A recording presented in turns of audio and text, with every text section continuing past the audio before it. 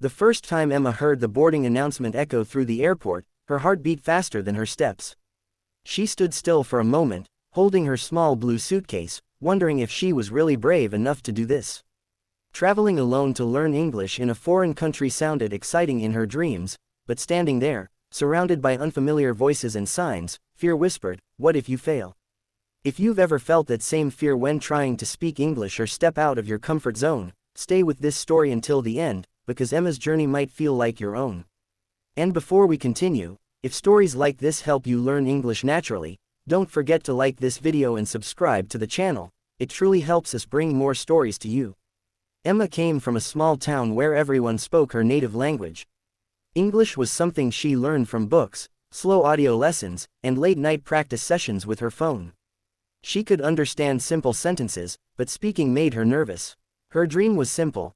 She wanted to travel, talk to people from different cultures, and finally feel confident using English in real life. When she saved enough money for a short study trip abroad, she almost canceled it 3 times. But deep inside, she knew that if she didn't go now, fear would always win. On the plane, Emma sat next to an elderly woman named Mrs. Carter. The woman smiled warmly and asked, "Is this your first time flying alone?" Emma hesitated, then answered slowly, choosing her words carefully. "Yes, I am a little nervous, but also happy."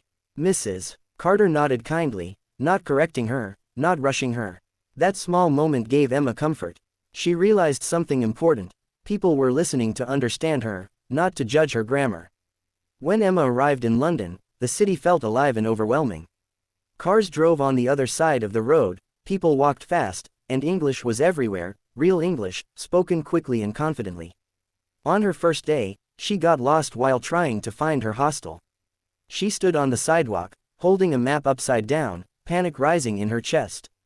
Finally, she took a deep breath and asked a stranger, "Excuse me, can you help me? I am looking for this place." The man smiled and explained the directions slowly. Emma didn't understand every word, but she understood enough. When she reached the hostel, tired but safe, she felt proud. She had used English, and the world didn't collapse. At the hostel, Emma met people from many countries. There was Luis from Spain, Hannah from Japan, and Sophia from Brazil. Every evening, they sat together in the common room, sharing stories in simple English. Sometimes they laughed at mistakes, sometimes they helped each other find the right words. Emma noticed that everyone was learning, everyone was imperfect.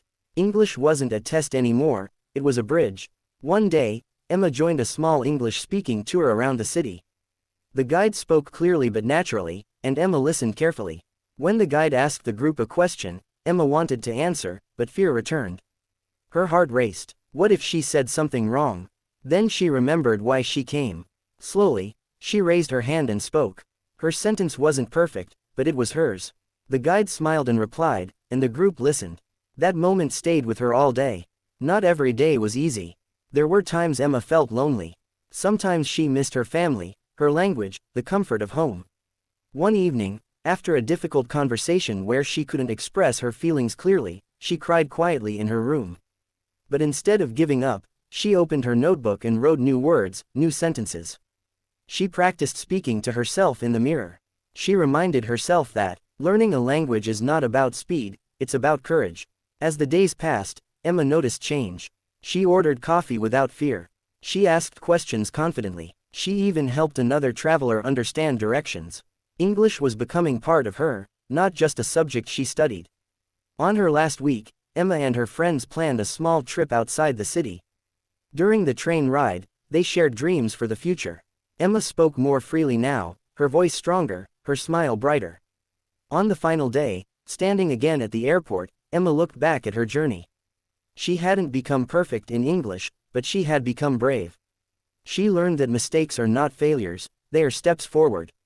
She learned that the world listens when you speak with honesty, even if your grammar is not perfect. As Emma boarded the plane home, she smiled to herself. This wasn't the end, it was the beginning. And if you're watching this right now, trying to improve your English, feeling shy or afraid, remember Emma's story. You don't need perfect English to start. You just need the courage to speak. If this story inspired you, please like this video and subscribe to the channel for more English listening and speaking practice. Keep learning, keep believing, And one day, your own adventure will begin. Globe Airplane.